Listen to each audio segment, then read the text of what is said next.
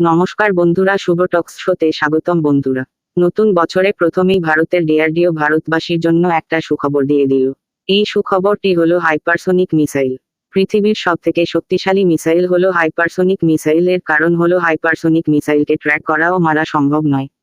এই জন্যই পৃথিবীর ডিফেন্স বিশেষজ্ঞরা বলেন হাইপারসোনিক মিসাইলের মতো শক্তিশালী হাতিয়ার কিচ্ছু না এই পৃথিবীতে। এই হাইপারসোনিক মিসাইল একমাত্র রাশিয়া বানাতে সক্ষম হয়েছে। ভারতের ডিআরডিও 12 কম্বোটার একসাথে টেস্ট করবে।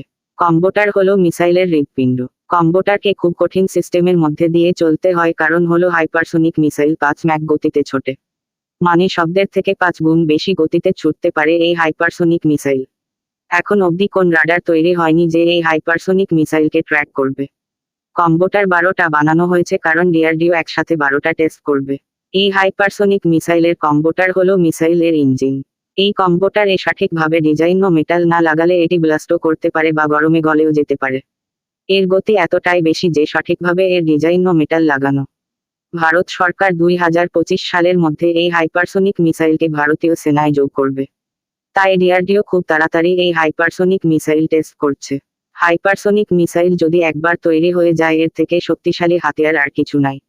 ভিডিওটি ভালো লাগলে প্লিজ চ্যানেলটিকে সাবস্ক্রাইব করে দেবেন এইরকম ভিডিও পাওয়ার জন্য। ভালো থাকুন, সুস্থ থাকুন, ধন্যবাদ। নতুন বছরের প্রীতি, শুভেচ্ছা ও ভালোবাসা।